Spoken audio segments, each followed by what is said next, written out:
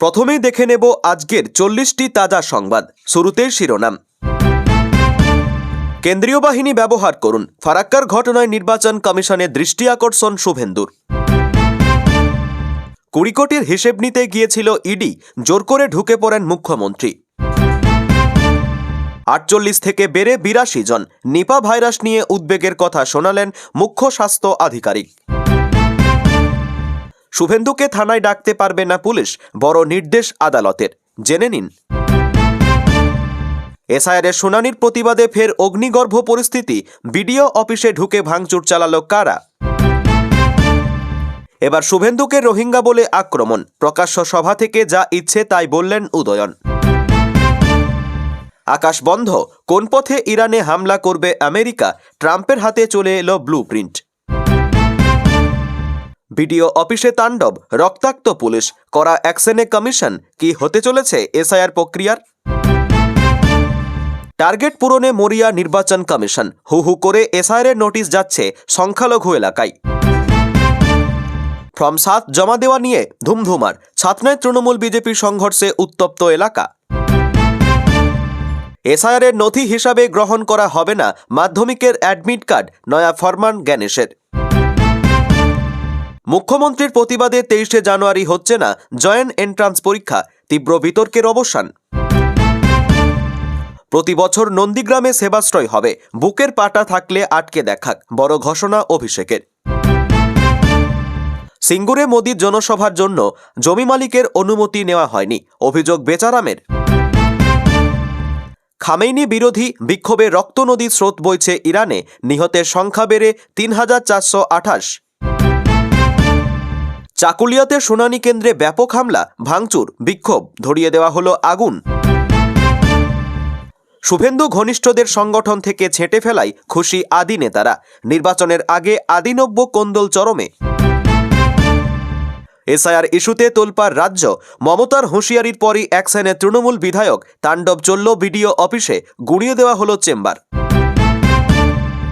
ইরানে ঘনাচ্ছে যুদ্ধের মেঘ, বিদেশমন্ত্রীর ফোন জয়শঙ্করকে, বায়ুসেনা ঘাঁটি ফাঁকা করল আমেরিকা। ফারাক্কার পর এবার চাকুলিয়া, এসআইআর শুনানি ঘিরে রণক্ষেত্র বিডিও অফিস, ভাঙচুর ও পথ অবরোধ। আইপ্যাক মামলায় আদালতকে মিসগাইড, ইডির বিরুদ্ধে পাল্টা পদক্ষেপের ইঙ্গিত অভিষেকের। আগামী দিনে শুভেন্দুর পরিবারের সদস্যরাও সেবাশ্রয়ে এসে চিকিৎসা করাবেন, নন্দীগ্রামে অভিষেক। এসআইআরে বেছে বেছে মুসলিমদেরই শুনানির জন্য নোটিশ কমিশনের, সংখ্যালঘু জেলা টার্গেট বলে অভিযোগ। ছাড় না পেয়ে যায় অপরাধীরা, আইপ্যাক মামলা দেশের মধ্যে উদাহরণ তৈরির বার্তা সুপ্রিম কোর্টের। পরিযায়ী শ্রমিকদের ফেরাতে পৌঁছে গিয়েছিলেন সেই সাংসদ শামিরুলকেই এসআইআর নোটিশ। বাড়ি ফেরার পথে ট্রেন থেকে নেমে গলায় ফাঁস, এসআইআর আতঙ্কের কথা বলছে পরিযায়ী শ্রমিকের পরিবার। সকাল থেকেই অ্যাকশনে সিবিআই, নিউ আলিপুর সহ 5 জায়গায় তল্লাশি, রাখা হলো বাড়তি বাহিনী। রাজ্যের শর্তকে গুরুত্ব হাইকোর্টের, নবান্নের সামনে নয় অন্যত্র ধর্নায় সমঝোতা শুভেন্দুর। বিজেপির মসনদে কি সব থেকে কনিষ্ঠ মুখ, 19শে জানুয়ারি কি চূড়ান্ত হচ্ছে বড় ধামাকা। চায়ের দোকানে বসে সরকারি নোটিশ বিলি, মালদায় বিএলওকে ঘিরে তুলকালাম। খাস কলকাতায় জালনোট চক্রের হদিশ, উদ্ধার বহু টাকা, গ্রেপ্তার 3। আগে 100 পার করে দেখাক, তৃণমূলকে হঠাতে এবার বিরোধী ঐক্যের ডাক হুমায়ুনের। বেতন না আন্দোলনে, মালদায় আশাকর্মীদের হুঙ্কার ও প্রশাসনিক ভবন ঘেরাওয়ের নেপথ্যে আসল কারণ কি। ফারাক্কায় রক্তাক্ত মাইক্রো অবজারভাররা, জঙ্গলরাজ রুখতে জ্ঞানেশ কুমারের হস্তক্ষেপ চাইলেন শুভেন্দু। ইডি জালে উল্টো চাল, কল্যাণ বন্দ্যোপাধ্যায়ের ধামাকা মন্তব্যে তোলবার রাজ্য রাজনীতি। প্রিয় দর্শক, এবার আসছি বিস্তারিত খবরে।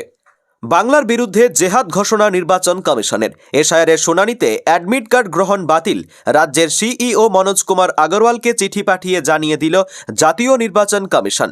এর আগে এসআইআরের জন্য 13টি নথির কথা উল্লেখ করেছিল কমিশন।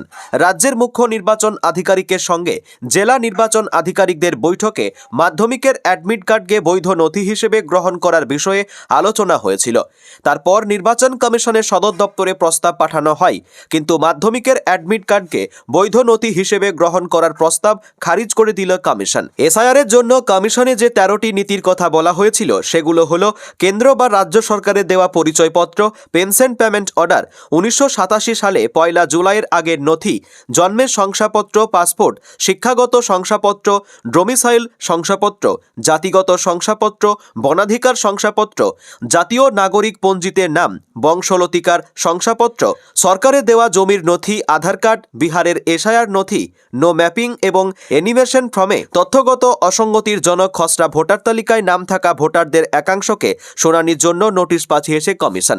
শুনানিতে কমিশন নির্ধারিত নথির মধ্যে যে কোনো একটি দেখাতে হবে বলে সংশ্লিষ্ট ভোটারকে জানিয়েছিল। তারপর সেই নথি খতিয়ে দেখবে কমিশন, এমনটাই কথা ছিল। কিন্তু জাতীয় নির্বাচন কমিশনের পক্ষ থেকে রাজ্যের মুখ্য নির্বাচনী আধিকারিক মনোজ কুমার আগরওয়ালকে চিঠি দিয়ে স্পষ্ট জানিয়ে দেওয়া হলো, কোনোভাবেই মাধ্যমিকের অ্যাডমিট কার্ড নীতি হিসেবে গ্রাহ্য হবে না, গ্রহণ করা যাবে না। পশ্চিমবঙ্গ এসআইআর সংশোধন প্রক্রিয়াতে বৈধ নথি হিসেবে মাধ্যমিকের অ্যাডমিট কার্ড। ফারাক্কার ঘটনায় নির্বাচন কমিশনের দৃষ্টি আকর্ষণ করলেন রাজ্যের বিধানসভার বিরোধী দলনেতা শুভেন্দু অধিকারী। এবার কেন্দ্রীয় বাহিনী ব্যবহার করার আর্জি জানালেন তিনি। মুখ্য নির্বাচন কমিশনার জ্ঞানেশ কুমারের দৃষ্টি আকর্ষণ করেছেন শুভেন্দু অধিকারী। নিজের সামাজিক মাধ্যমে পোস্টও করেছেন শুভেন্দু। তার বক্তব্য, ফারাক্কার ঘটনা মহা জঙ্গলরাজের উদাহরণ। নির্বাচন কমিশন সংবিধান বর্ণিত ক্ষমতা প্রয়োগ করতে হবে। অরাজকতা থেকে গণতন্ত্রকে সুরক্ষিত করুন, জ্ঞানেশ কুমারকে আর্জি বিরোধী দলনেতা। এদিন এক বেনজির দৃশ্যের সাক্ষী থাকে বাংলা। ফারাক্কা তৃণমূল বিধায়ক মনিরুল ইসলামের নেতৃত্বে বিডিও অফিসে ভাঙচুরের অভিযোগ ওঠে। সকাল থেকে বিডিও অফিসের বাইরে বিক্ষোভ দেখান বিধায়ক ও তার অনুগামীরা। এসআইআর মানছি না, মানব না, এই স্লোগান তুলে বিডিও অফিসের সামনে প্রথমে চলছিল অবস্থান বিক্ষোভ। বেলা গড়াতেই তা উত্তপ্ত পরিস্থিতি তৈরি হয়। পরবর্তীতে অফিসের ভিতরে ঢুকে বিধায়কের নেতৃত্বে ভাঙচুরের অভিযোগ। সরকারি অফিস ভাঙচুরের নেতৃত্ব দিতে যায় খোদ শাসক দলেরই বিধায়ককেই, যা ঘিরে তুমুল বিতর্ক। ঘটনার পর মনিরুলের বক্তব্য, হিন্দু ভাইরা আমায় বলছে, রামের নাম শুনলে বলছে আপনার কিছু লাগবে না, আর রহিমের নাম শুনলে তখন 14 গোষ্ঠীর খতিয়ান চাই। এই দ্বিচারিতা চলবে না। আমরা সকলে এই দেশকে স্বাধীন করেছি। যদি ফারাক্কার মানুষকে বাঁচাতে গিয়ে গুলি খেতে হয়, এই মনিরুল ইসলাম গুলি খাবেন প্রথমে। এত সবের পর বিডিওর কোনো প্রতিক্রিয়া এদিন পাওয়া যায়নি। বৃহস্পতিবার তিনি মুখ খোলেন। তার বক্তব্যে, আমি তখন পাশের ঘরে ছিলাম। নন্দীগ্রামে বৃহস্পতিবার শুরু হলো সেবাশ্রয় মডেল ক্যাম্প। নন্দীগ্রাম 2 ব্লকের সেই ক্যাম্প পরিদর্শন করেন তৃণমূলের সর্বভারতীয় সাধারণ সম্পাদক অভিষেক বন্দ্যোপাধ্যায়। সমস্ত ব্যবস্থা খতিয়ে দেখে সেখানে চিকিৎসার জন্য আসা মানুষজনের সঙ্গে কথা বলেন অভিষেক। নন্দীগ্রামের মানুষের আবেদনে সাড়া দিয়েই নিজের সাংসদ এলাকা ডায়মন্ড হারবারের বাইরে এসে নন্দীগ্রামে 2 ব্লকে এই সেবাশ্রয়ের আয়োজন করলেন অভিষেক। নন্দীগ্রামে এই সেবাশ্রয় শিবির চলবে আগামী 30 জানুয়ারি পর্যন্ত। নন্দীগ্রামের বিধায়ক বিরোধী দলনেতা শুভেন্দু অধিকারী আর সেখানেই পা রেখে কার্যত চ্যালেঞ্জ ছুড়ে দিলেন অভিষেক। এদিকে অভিষেকের নির্দেশেই নন্দীগ্রামের শহীদ পরিবারের সদস্যদের হাত দিয়ে অনুষ্ঠানের সূচনা করা হয়, যেটা রাজনৈতিকভাবে বেশ তাৎপর্যপূর্ণ। গতকাল দুপুরে নন্দীগ্রামে এসে অভিষেক বন্দ্যোপাধ্যায় সেবাশ্রয় 1 শিবির ঘুরে দেখেন। নন্দীগ্রামের খোদামবাড়িতে পৌঁছে হেঁটেই সাধারণ মানুষের সঙ্গে শুভেচ্ছা বিনিময় করেন তিনি। এখানে বয়স্ক মানুষের সঙ্গে কথা বলার সময় অভিষেক বলেন, আপনাদের সমস্যা এখানে জানান, আমি আপনাদের নিশ্চয়তা দিচ্ছি সুচিকিৎসা পাবেন। অন্যদিকে সিওরে বিধানসভা নির্বাচন, তার আগে সেবাশ্রয় ক্যাম্প চেয়েছিলেন নন্দীগ্রামের মানুষজনই, কারণ ইতিমধ্যেই সেবাশ্রয় ক্যাম্প যথেষ্ট জনপ্রিয়তা অর্জন করেছে। ডায়মন্ড হারবারে এই সেবাশ্রয় ক্যাম্প করে নজর কেড়েছেন সাংসদ। তারপরই দাবি ওঠে নানা জায়গায় তা করার জন্য, তাই ব্যারাকপুরেও হয় সেবাশ্রয় ক্যাম্প। তারপরেই দাবি আসে নন্দীগ্রামে এমন চিকিৎসা পরিষেবা দেওয়ার জন্য। আজ সাধারণ মানুষের উদ্দেশ্যে অভিষেক বন্দ্যোপাধ্যায় সরাসরি শুভেন্দুকে চ্যালেঞ্জ ছুড়ে বলেন, যারা পোস্টার ছিঁড়ছে আসলে তাদের পায়ের তলা থেকে জমি সরে গিয়েছে। আসলে মানুষকে নিপীড় করে রাখতেই এই কাজ করা হচ্ছে। একজন জনপ্রতিনিধি বিরোধী দলনেতা এতদিন কেন্দ্রীয় সরকারের সঙ্গে আছে, 4টে রাস্তা এনেছে কি? এখানের বিধায়ক কোনো কাজ করেনি। তৃণমূল এখানে না জিতলেও কাজ করেছে। এছাড়াও আজকে সেবাশ্রয় ক্যাম্পে ব্যাপক মানুষের উপস্থিতি লক্ষ্য করা যায়। এই সেবামূলক কর্মসূচির মাধ্যমে নন্দীগ্রামে অভিষেকের উপস্থিতি পৃথক রাজনৈতিক বার্তা বহন করছে। এর আগে সেবাশ্রয় ক্যাম্প হবে জেনে সেখানে একটা চিকিৎসা শিবির করেন শুভেন্দু অধিকারী, তবে তাতে তেমন সাফল্য আসেনি। বরং অভিষেকের এই সেবাশ্রয় ক্যাম্পে মানুষের উপস্থিতি চাপে ফেলে দিল বিরোধী দলনেতাকে বলে মনে করা হচ্ছে। এখন নন্দীগ্রামের মাটিতে দাঁড়িয়ে সাংবাদিকদের মুখোমুখি হয়ে বড় ঘোষণা করলেন অভিষেক, আর নন্দীগ্রামের বিধায়ক শুভেন্দুকে তুলোধনা করলেন। অভিষেকের কথাই, এখানের বিধায়ক শুধু হিন্দু মুসলিম করে রাজনীতি করেছে, এখন সেবাশ্রয় দেখে বিচলিত, ভীত এবং সন্ত্রস্ত হয়ে এসব করছে। আগামী দিনে মানুষ যদি কাজ করার সুযোগ দেন তাহলে প্রতি বছর নন্দীগ্রামে সেবাশ্রয় হবে। এবার নন্দীগ্রামে তৃণমূল জিতলে 17টি অঞ্চলে সেবাশ্রয় হবে। কারোর বুকের পাটা থাকলে আটকে দেখাক। উত্তর দিনাজপুর জেলার চাকুলিয়ায় বিডিও অফিসে শুনানি চলার সময় গোলমাল, ভাঙচুর, আগুন ধরিয়ে দেওয়া হয়েছে। বন্ধ শুনানি পর্ব। শুনানি চলাকালীন ভোটারদের নানাভাবে হয়রানি করছেন নির্বাচনের কাজে যুক্ত আধিকারিকরা। এই অভিযোগকে কেন্দ্র করে পরিস্থিতি চরমে পৌঁছয়। এই ঘটনায় নির্বাচন কমিশনের সিইও মনোজ আগরওয়াল উত্তর দিনাজপুরের জেলা শাসককে এফআইআর দায়ের করার নির্দেশ দিয়েছেন। উত্তর দিনাজপুর জেলার চাকুলিয়ায় বিডিও অফিসে যে সিসিটিভি ফুটেজ রয়েছে তা স্টোর করার নির্দেশ দেওয়া হয়েছে। কারা এই ভাঙচুর করেছে পুলিশকে এবং জেলা শাসককে তা চিহ্নিত করার নির্দেশ দেওয়া হয়েছে কমিশনের তরফ থেকে। এর পাশাপাশি বাঁকুড়া জেলা ছাতনাতে সেখানেও বিডিও অফিসে শুনানি কেন্দ্রে ভাঙচুরের ঘটনা ঘটেছে। চাকুলিয়াতে বিডিও অফিসের পাশাপাশি বাংলা সহায়তা কেন্দ্রে আগুন ধরিয়ে দেওয়া হয়েছে। বিডিও অফিসের সমস্ত আসবাবপত্র এবং ফাইলপত্রে আগুন ধরিয়ে দেওয়া হয়েছে। চাকুলিয়াতে বিক্ষোভ চলাকালীন তা আটকাতে গিয়ে বেশ কয়েকজন পুলিশকর্মী আহত হন। আলিপুরদুয়ার জেলাতেও ফর্ম 7 জমা দেওয়াকে কেন্দ্র করে ব্যাপক উত্তেজনা সৃষ্টি হয়, চলে তুমুল তর্কাতর্কি। অন্যদিকে মুর্শিদাবাদ জেলার ফারাক্কা বিডিও অফিসে এসআইআরের হিয়ারিং ক্যাম্পে ভাঙচুরের ঘটনায় বৃহস্পতিবার ফারাক্কা থানার বিশাল পুলিশ বাহিনী মোতায়েন করা হয়েছে।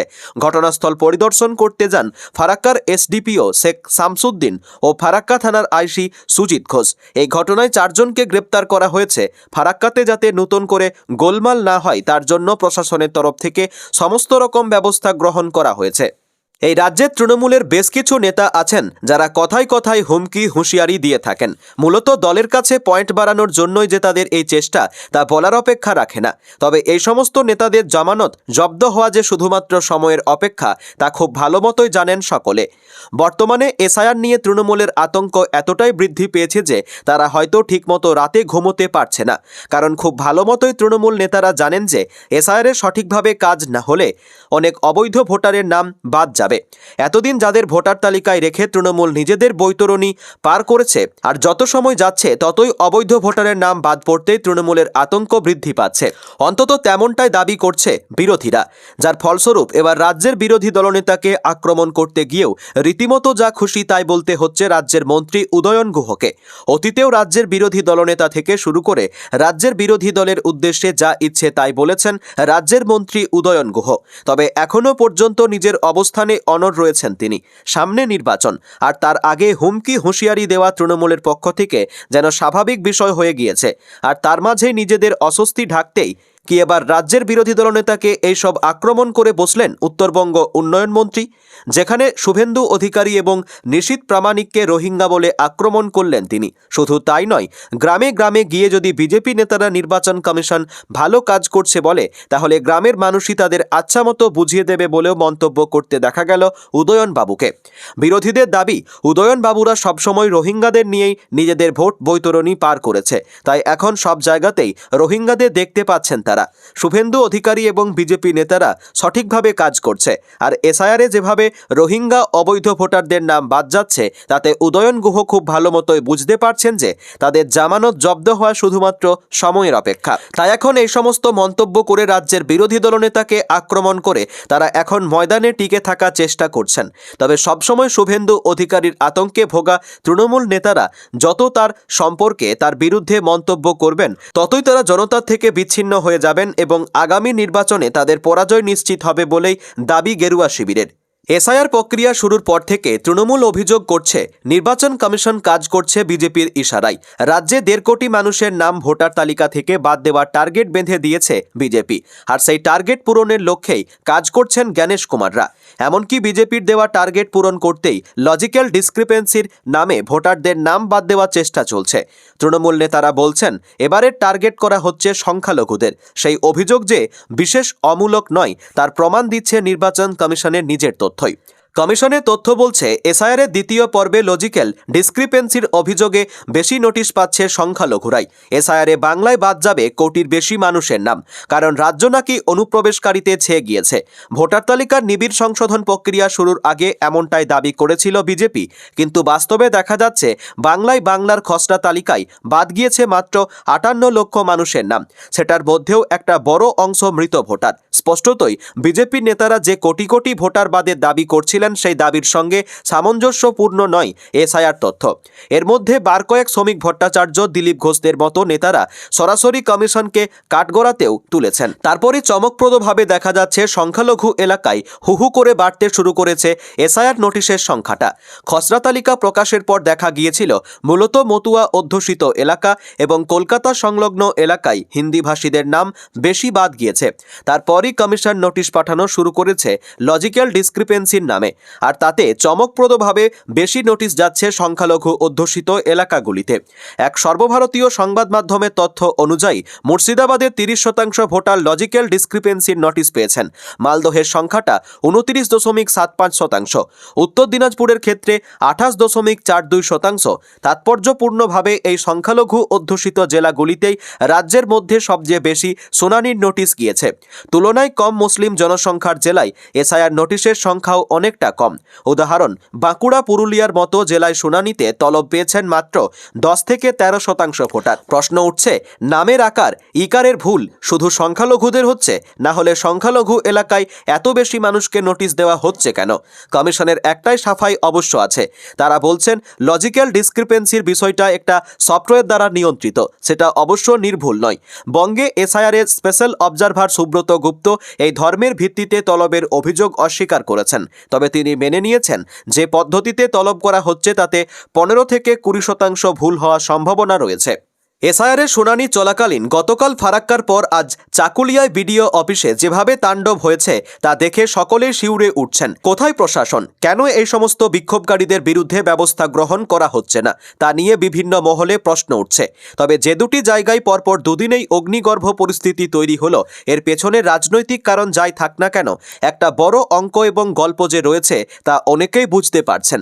তবে এবার শুধুমাত্র যে বুঝে থাকা নয়, প্রকাশ্যে সংবাদ মাধ্যমের সামনে এর প্রকৃত কারণ ফাঁস করে দিলেন রাজ্য বিজেপির প্রাক্তন সভাপতি তথা কেন্দ্রীয় মন্ত্রী সুকান্ত মজুমদার। গতকাল ফারাক্কার পর আজ চাকুলিয়ায় এসআইআরের শুনানির জায়গায় গিয়ে যে তাণ্ডব চালানো হয়েছে তাতে ডেমোগ্রাফি পরিবর্তন করাই মূল উদ্দেশ্য এবং সেই উদ্দেশ্যকে সাধন করতেই কিছু মানুষ এই কাজ করছেন বলে দাবি করলেন তিনি। রাজ্যে এসআইআরের প্রক্রিয়া শুরু হওয়ার পর থেকেই তৃণমূল তার বিরোধিতা করছে। সকলেই খুব ভালো মতোই বুঝতে পারছেন যে অবৈধ ভোটারদের কারসাজি এখন প্রায় শেষের মুখে। যারা অবৈধ অনুপ্রবেশকারী হিসেবে পশ্চিমবঙ্গের মাটিতে ছিলেন, এবার তাদের দিন শেষ হয়ে এসেছে। আর এই সমস্ত ব্যক্তিদের যখন চিহ্নিতকরণের কাজ চলছে, যখন এসআইআর প্রক্রিয়ায় শুনানি শুরু হয়েছে, যখন বিভিন্ন মানুষকে নোটিশ দেওয়া হচ্ছে, তখন বেছে বেছে কয়েকটি জায়গায় বিক্ষোভ হতে দেখা যাচ্ছে।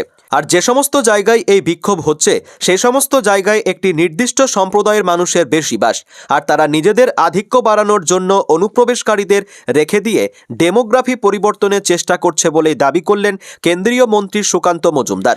গতকাল ফারাক্কার পর আজ চাকুলিয়ায় বিডিও অফিসে যেভাবে এসআইআরের শুনানির প্রক্রিয়া ডাকার জন্য কিছু মানুষ বিক্ষোভ দেখিয়েছেন এবং ভাঙচুর চালিয়েছেন তা নিয়ে সুকান্তবাবুকে প্রশ্ন করেন সাংবাদিকরা। আর সেই ব্যাপারে প্রতিক্রিয়া দিতে গিয়ে রাজ্য বিজেপির প্রাক্তন সভাপতি বলেন, গতদিন ফারাক্কায় হয়েছিল আর আজ ভাঙচুর হয়েছে চাকুলিয়ায়। এই দুই জায়গায় যদি ডেমোগ্রাফি দেখেন, অর্থাৎ জনসংখ্যার হিন্দু এবং মুসলিমদের সংখ্যা দেখেন, তাহলেই বুঝতে পারবেন কারণটা কি। সেই চাকুলিয়ার বিধায়ক হোক কিংবা ফারাক্কার বিধায়ক, তাদের উদ্দেশ্য একটাই, তারা তৃণমূল কংগ্রেস কংগ্রেস বিজেপি কিচ্ছু বোঝে না। তাদের একটাই কাজ, বাংলাদেশ থেকে আসা মুসলিম অনুপ্রবেশকারীদের নাগরিকত্ব দেওয়ার ব্যবস্থা করা, পশ্চিমবঙ্গের ডেমোগ্রাফি পরিবর্তন করা এবং পশ্চিমবঙ্গকে ইসলামিক জঙ্গিবাদের পীঠস্থান পরিণত করা। ভারতীয় জনতা পার্টি এর বিরুদ্ধে লড়ছে, আগামী দিনেও আমরা লড়ব। আইপ্যাকের অফিস ও প্রতীক জৈনের বাড়িতে তল্লাশি চালানোর সময় পুলিশ নিয়ে পৌঁছে গিয়েছিলেন মুখ্যমন্ত্রী মমতা বন্দ্যোপাধ্যায়। সেই ঘটনা থেকে মামলার সূত্রপাত। গতকাল সেই মামলার শুনানি ছিল সুপ্রিম কোর্টে। মধ্যাহ্নভোজের বিরতির আগে ও পরে মিলিয়ে দিনভর চলে দীর্ঘ শুনানি। শুনানি শেষে সুপ্রিম কোর্ট স্পষ্ট করে দেয় যে এই মামলায় রায় দেওয়া ঠিক কেন জরুরি। দেশের সামনে একটা উদাহরণ তৈরির কথা বলে বিচারপতি প্রশান্ত কুমার মিশ্র ও বিচারপতি বিপুল পাঞ্চলির বেঞ্চ। অভিযোগ ছিল মূলত একটাই, ইডি যখন তল্লাশি চালাচ্ছে তখন সেখানে প্রবেশ করে নথি নিয়ে গিয়েছেন মুখ্যমন্ত্রী মমতা। চুরি ডাকাতির মতো অপরাধের ধারায় মামলা করা হয়েছে তৃণমূল সুপ্রিমোর বিরুদ্ধে। সেদিন মমতার সঙ্গে উপস্থিত ছিলেন রাজ্যের শীর্ষ পুলিশ কর্তারা। ঠিক কি বলল সুপ্রিম কোর্ট? অর্ডারে সুপ্রিম কোর্ট বলছে, দেশের সব সংস্থা যাতে স্বাধীনভাবে কাজ করতে পারে তার জন্য দেখতে হবে যাতে কোনো নির্দিষ্ট রাজ্যে আইন রক্ষকদের সুরক্ষা না পেয়ে যায় অপরাধীরা। এরপরই শীর্ষ আদালত বলছে, যদি এক্ষেত্রে কোনো সিদ্ধান্ত না নেওয়া হয় তাহলে পরিস্থিতি আরও খারাপ হতে পারে। এছাড়া এক বা একাধিক রাজ্যে আইন লঙ্ঘন হওয়ার মতো ঘটনা ঘটতে পারে। এই মামলায় মমতা বা তৃণমূলের মূল অভিযোগ হলো তাদের দলের গুরুত্বপূর্ণ নথি নেওয়ার চেষ্টা করেছিল ইডি। সেই প্রসঙ্গে সুপ্রিম কোর্ট বলেছে, যদিও কোনো কেন্দ্রীয় সংস্থার ক্ষমতা নেই কোনো দলের নির্বাচনী কাজে হস্তক্ষেপ করা, তবে এটাও দেখতে হবে যে বৃহত্তর ষড়যন্ত্রের তদন্ত করতে গেলে দল যেন রাজনৈতিক কাজের দোহাই দিয়ে তদন্তে বাধা না দেয়। এদিন সব পক্ষকে আগামী 2 সপ্তাহের মধ্যে জবাবি হলফনামা দেওয়ার নির্দেশ দিয়েছেন বিচারপতি। নোটিশও ইস্যু করেছেন তিনি। এই 2 সপ্তাহের সময়ের মধ্যেই মুখ্যমন্ত্রীর নিয়ে যাওয়া যাবতীয় ডিজিটাল ডিভাইসের তথ্য সংরক্ষণ করতে হবে, যেখানে তল্লাশি চলেছে, এবং তার সংলগ্ন এলাকার সিসিটিভি ফুটেজ স্টোরেজ ডিভাইস সংরক্ষণ করার নির্দেশ দিয়েছে আদালত। সোনারপুরের রাজপুর এলাকায় ধরা পড়ল জাল নোট তৈরির কারখানা। কলকাতার উপকণ্ঠে নরেন্দ্রপুর থানা এলাকায় রামকৃষ্ণপল্লী তেঘরিয়া দশনীপাড়া জাল নোট তৈরির কারখানা খোলা হয়েছিল একটি বাড়ির একতলায় ঘর ভাড়া নিয়ে। সেখান থেকে 3টি কালার স্ক্যানার প্রিন্টার আটক করে এসটিএফ। 100 টাকার নকল নোট তৈরির 2টি পেজ সহ 3টি 100 টাকার নোটও তৈরির সাদা পেজ উদ্ধার করে পুলিশ। এর পাশাপাশি 500 টাকার নোট তৈরির পেজ সহ 50 টাকার নোট তৈরির পাতা ও 200 টাকার জাল নোট তৈরির পাতা উদ্ধার হয়। এগুলির ওপরেই আসল টাকার মতো বিভিন্ন ধরনের নোট ছাপা হতো। ওই জাল নোট তৈরির কারখানায় হানা দিয়ে এসটিএফ 84টি জাল 100 টাকার নোট, 14টি জাল 200 টাকার নোট, 8টি 500 টাকার জাল নোট উদ্ধার করে। এর পাশাপাশি 100, 200 এবং 50 টাকার জাল নোটের একাধিক কপি উদ্ধার হয়। 9টি সবুজ রঙের জিলেটিন পেন এবং নগদ 22,000 টাকা উদ্ধার হয়েছে। এই জাল নোট তৈরির কারখানা চালানো এবং জাল নোট কারবারের সঙ্গে যুক্ত থাকার অপরাধী 3 জনকে গ্রেপ্তার করেছে এসটিএফ। ধৃতরা হল অলোক নাগ, অয়ন নাগ ও শ্যামবাবু পাসওয়ান। ধৃতদের মধ্যে অলোক নাগ এবং অয়ন নাগের বাড়ি নরেন্দ্রপুর থানা এলাকার সোনারপুরে। অপরদিকে শ্যামবাবু পাসওয়ানের বাড়ি খড়দা থানা এলাকার টিটাগড়ে। ধৃতদের কাছ থেকে এসটিএফ এর অফিসাররা মোট 9,200 টাকার জাল নোট উদ্ধার করেছে। এর মধ্যে 500 টাকার নোট 14টি, 200 টাকার নোট 10টি, 100 টাকার নোট 2টি রয়েছে। এই চক্রে বাকিদের সন্ধান পেতে বৃহস্পতিবার ধৃতদের আদালতে পেশ করা হলে তদন্তের স্বার্থে আদালত তাদের 28 জানুয়ারি পর্যন্ত এসটিএফ হেফাজতে রাখার নির্দেশ দিয়েছে।